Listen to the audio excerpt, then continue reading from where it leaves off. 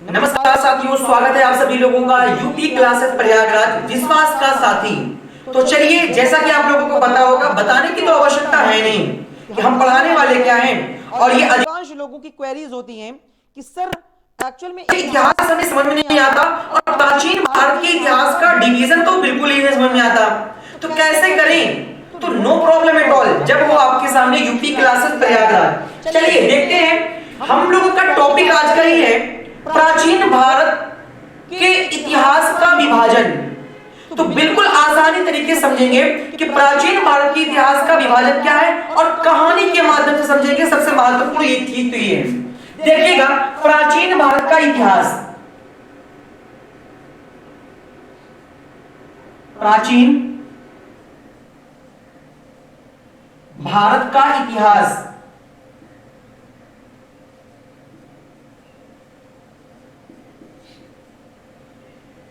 Title आपने यही देखा होगा, if I am not wrong, आपको तो पता ही है। प्राचीन भारत के इतिहास का ही टाइटल आपने देखा था। तो प्राचीन भारत का इतिहास, सबसे पहले तो मैं आपको ये बताता हूं कि वर्तमान में या हम लोग इतिहास के कितने क्रम को पढ़ते हैं। बात को सुनिएगा।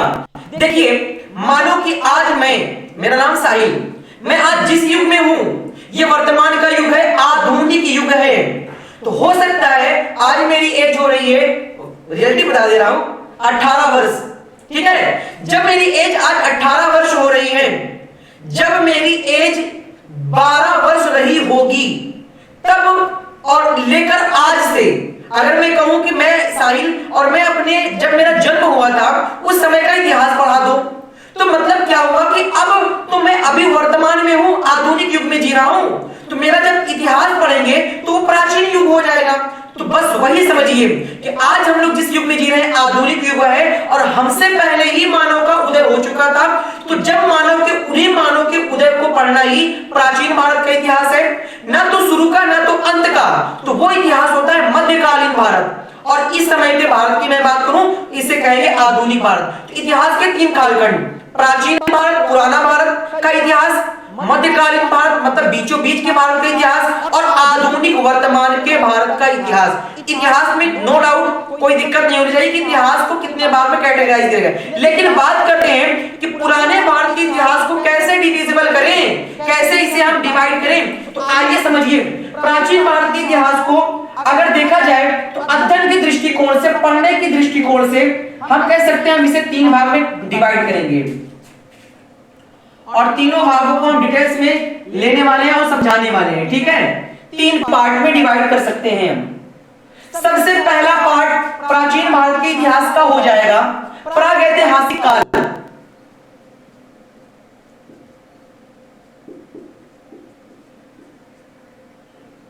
प्रागैतिहासिक काल, जिसे इंग्लिश में अगर नाम दिया जाए तो प्री हिस्ट्री।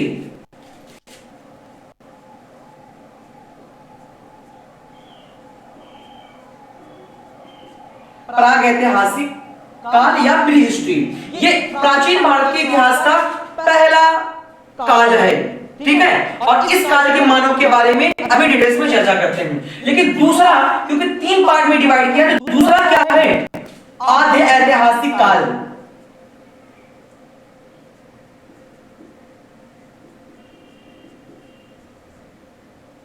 आद्य ऐतिहासिक काल, जिसे हम लोग इंग्लिश में नामकरण करते हैं प्रोटो हिस्ट्री।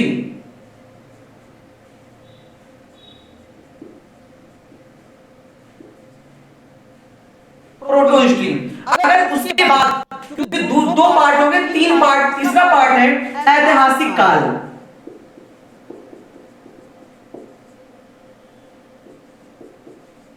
मतलब अगर इसे हम कहें तो कह सकते हैं हम लोग हिस्टोरिक एरा।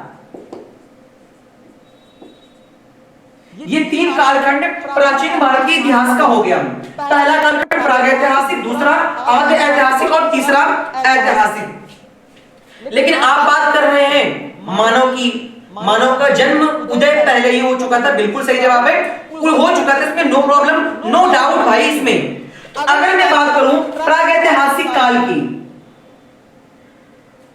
तो प्रागैतिहासिक काल के बारे में आप बताइए कि प्रागैतिहासिक काल का मानव जीवन यापन कैसे था, क्या खाता था, क्या पीता था, कहां रहता था, क्या करता था, कैसे करता था, कैसे आप कह दे रहे हैं कि प्रागैतिहासिक काल था। तो प्रागैतिहासिक काल मतलब एक समय, आज जिस समय में हम लोग जी रहे हैं ये दूसरा समय है, लेकिन उस समय का काल जब बहुत वर्षों पहले की कहानी आपसे बताई जा रही है, ठीक है। तो हम बात करें कि इस काल में, जिस काल में हम जी रहे हैं हम लोग मानव, उस काल प्रागैतिहासिक काल, प्रागैतिहासिक समय जो था उस काल के मानव का रहन सहन, तो इस काल के बारे में हमें जानकारी कैसे मिली। तो ध्यान दीजिएगा, प्रागैतिहासिक काल के मानव के द्वारा कोई लिखित साक्ष्य,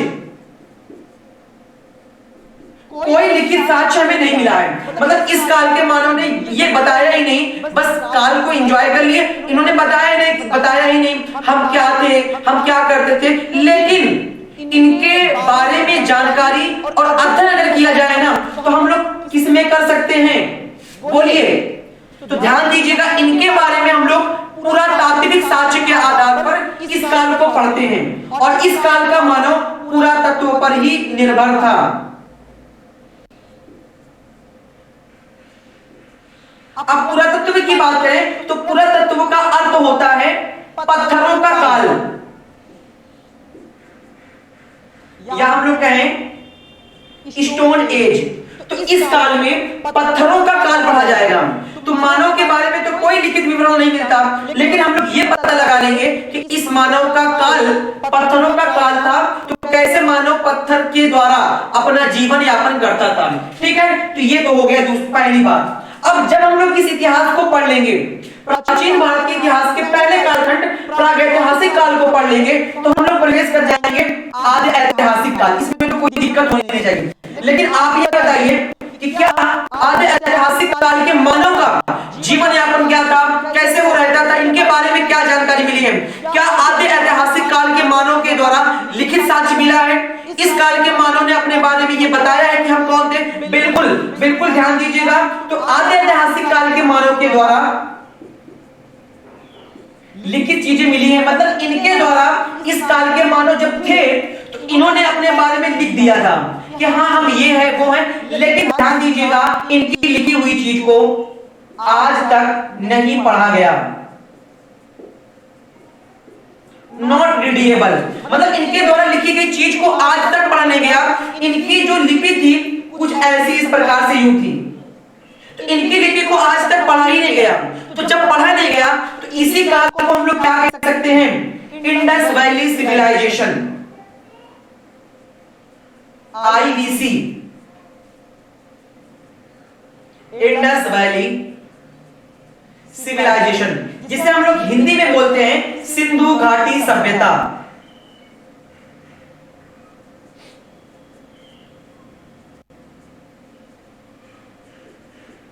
ठीक है, सिंधु घाटी सभ्यता।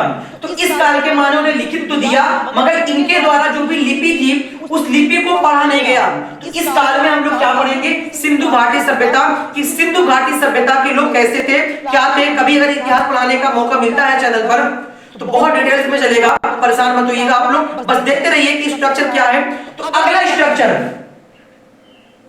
ऐतिहासिक काल की ओर बढ़ते हैं। तो ऐतिहासिक काल मानव कालखंड का वह काल था जिसमें मानव का मतलब यहां से कि इस काल के मानव ने अपने बारे में तो लिखित विवरण दे दिया, अपने बारे में तो इन्होंने लिखित विवरण दे दिया, लेकिन इस काल के मानव के द्वारा लिखित विवरण जो दिए गए थे उस लिखित विवरण को पढ़ा भी गया, रीडेबल, और ये रीडेबल भी था। तो इस काल में जब इन ऐतिहासिक काल के मानव के द्वारा जो भी लिखित साक्ष्य दिए गए उन साक्ष्यों को पढ़ा गया, तो उन साक्ष्यों को पढ़कर क्या अनुवाद निकाला गया? यही निकाला गया कि ऐसे काल के लोग कौन थे भाई। और इस काल के बारे में पढ़ेंगे क्या? वैदिक साहित्य के बारे में।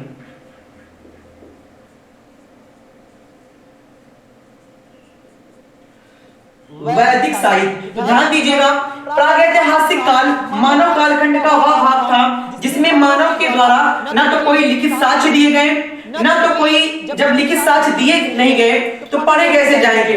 तो इनके काल को हम लोग पुरातत्व पर पढ़ते हैं और ध्यान दीजिएगा इनके काल को हम लोग अनुमान पर पढ़ेंगे। किसके पढ़ा गया ऐतिहासिक काल को। लेकिन जैसे जैसे काल बढ़ता गया तो दूसरा काल आ गया आद्य ऐतिहासिक काल। आद्य ऐतिहासिक काल का समय आया, इस काल के मानव ने अपने बारे में तो लिखित विवरण दिया मगर इनके द्वारा जो भी लिपियां थी उस लिपियों को पढ़ा नहीं गया।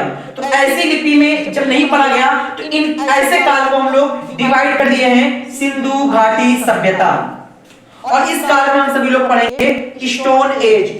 और अगर बात करें काल बढ़ता गया, समय बढ़ता गया तो समय आ गया है ऐतिहासिक काल। तो इस काल के मानव के द्वारा लिखित साक्ष्य तो दिए गए थे और उनके साक्ष्य को, उनकी लिपि को पढ़ा भी गया। और इनकी लिपि में हम लोग क्या पढ़ेंगे, आज का जो देखते हैं वैदिक साहित्य, जिसमें वेदों के बारे में ऋग्वेद, सामवेद, यजुर्वेद, इतनी प्रकार की चीजें हैं। तो चलिए मिलते हैं हम आपको आगामी सेगमेंट में, ठीक है। कभी मौका मिला तो मिलते हैं हम आपको, तब तक के लिए जय हिंद, नमस्कार।